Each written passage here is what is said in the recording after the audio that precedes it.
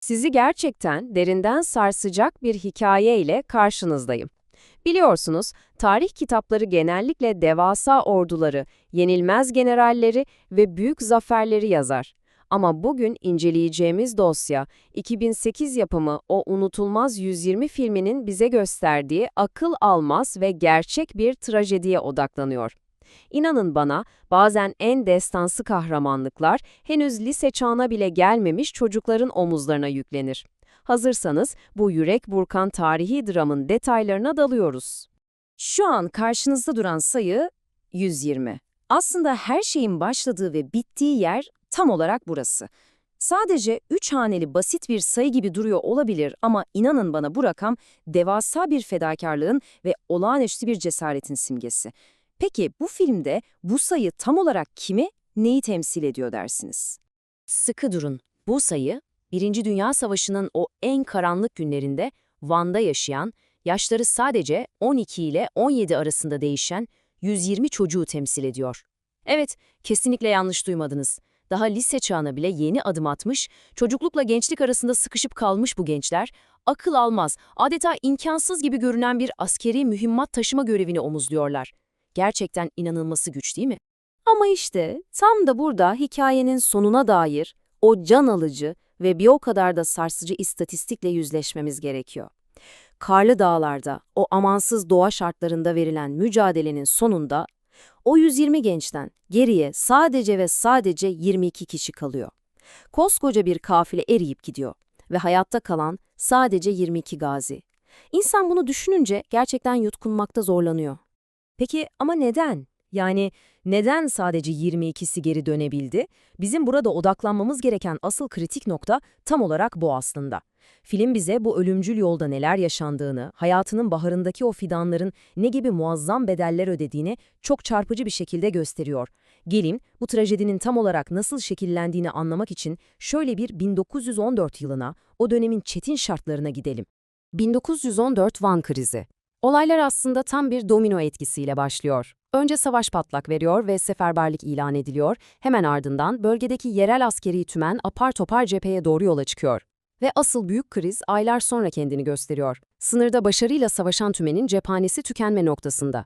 Van'da mühimmat var, tamam, ama inanın şehirde o koca ağırlıkları cepheye taşıyacak tek bir yetişkin erkek bile kalmamış durumda. Şimdi o dönemdeki Van'ın iç dinamiklerini de doğru okumamız lazım. Bir tarafta cephede acilen lojistik desteğe ihtiyacı olan ve artık sınırları fazlasıyla zorlanan Osmanlı kuvvetleri var. Diğer tarafta ise filmin bize anlattığı şekliyle silahlanıp ayaklanma planlayan ve Rus kuvvetlerine katılmaya hazırlanan yerel Ermeni çeteleri bulunuyor. Gerilim o kadar yüksek ki kaynaklara göre doktorlar bile hedef alınıyor. Yani geride kalan sivilleri korumak için şehirdeki o az sayıdaki yaşlı ve hastanın Van'dan ayrılması söz konusu bile olamaz. Kısacası cepheye o desteği göndermek için gerçekten de hiçbir seçenek kalmamış gibi. Ortada tam anlamıyla bir çaresizlik var. İşte tam o an 16 yaşındaki kendi evladını bile bu görev için feda etmeye hazır bir doktor, çocukların mühimmatı taşıması fikrini ortaya atıyor. Zorlu tartışmalardan sonra gençler durumu öğrenince, inanır mısınız, kendileri gönüllü olmak için büyüklerine baskı yapmaya başlıyor. Okul müdürü çocukları avluda topluyor ve o tüyleri diken diken eden çağrıyı yapıyor. Gönüllü olan varsa bir adım öne çıksın. Hiç kimse ama hiç kimse yanındakine bakmıyor, hepsi aynı anda tek bir yürek gibi o adımı atıyor. Şu tabloya bir bakar mısınız? Çaresizliğin ve aynı zamanda muazzam bir dayanışmanın vücut bulmuş hali bu.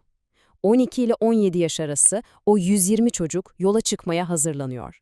Bakın, sadece 15 yaşını doldurabilmiş 32 çocuğa savunma için birer tüfek verilebiliyor. Hepsi bu.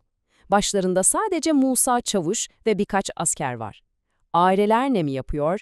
Evde ne var ne yoksa, ellerinde avuçlarında kalan son erzağı bu çocukların çantalarına koyuyorlar. Derme çatma ama inançla dolu bir tabur, adeta göz göre göre savaşa yürüyor. Tabii ki bu öyle sıradan bir teslimat görevi değil. Van'dan çıkışlarının üzerinden çok geçmeden bu çocuklar yolda çok ağır bir çete pususunun ortasında kalıyorlar. Askeriye bu durumu önceden haber alıp onları karşılamaya gelse de maalesef Süleyman Teğmen o çatışmada şehit düşüyor. Ama o çocuklar pes etmiyor. Tüm bu sarsıcı olaylara rağmen direniyorlar ve o cephaneyi sınırda bekleyen askerlere sağ salim ulaştırıyorlar. Görev başarıyla tamamlanıyor. Ama asıl kıyamet, asıl büyük felaket geri dönüş yolunda kopuyor. Onları çok daha merhametsiz bir düşman bekliyor. Ölümcül bir kış fırtınası. Açıkçası bu bilançoya bakmak gerçekten yürek parçalayıcı. Silahlı çatışmalardan bir şekilde sağ çıkmayı başaran bu çocuklar doğanın o acımasız gücüne yenik düşüyor. Düşünebiliyor musunuz? Tam 80 çocuk dönüş yolunda o korkunç tipi de donarak can veriyor. Sadece 40'ı Van'a dönebilmiş, onların da 18'i maalesef daha sonra hastanede hayatını kaybetmiş. Yani savaşta düşmanın yapamadığını o dondurucu soğuk yapmış. Geriye kala kala ilk başta bahsettiğimiz o 22 gazi kalmış.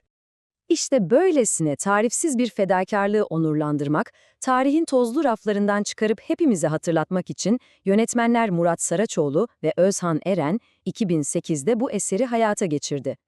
Özge Özberk, Cansel Elçin ve Burak Sergen gibi kendini işine adamış harika oyuncularla 117 dakikalık bir destan yaratmışlar. Üstelik o dönem 5 milyon liranın üzerinde bir gişeyle de seyircinin bu vatansever hikayeye nasıl sahip çıktığını çok net görüyoruz. İnsanın görsel hafızasına kazınan, unutulmaz bir iş gerçekten.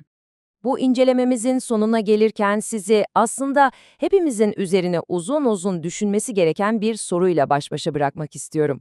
Tarih insanlardan imkansızı talep ettiğinde toplumun en genç, o en masum ve savunmasız üyelerinin omuzlarına yüklenen bu akıl almaz yükleri ve fedakarlıkları hakkıyla nasıl hatırlamalıyız? Bu sorunun cevabı bence sadece geçmişimize duyduğumuz minnetle değil, yarınlarımızı nasıl inşa ettiğimizle de yakından ilgili. Bu trajik ama bir o kadar da gurur verici hikayeye benimle birlikte eşlik ettiğiniz için çok teşekkür ederim. Bir sonraki dosyamızda görüşmek üzere, kendinize çok iyi bakın.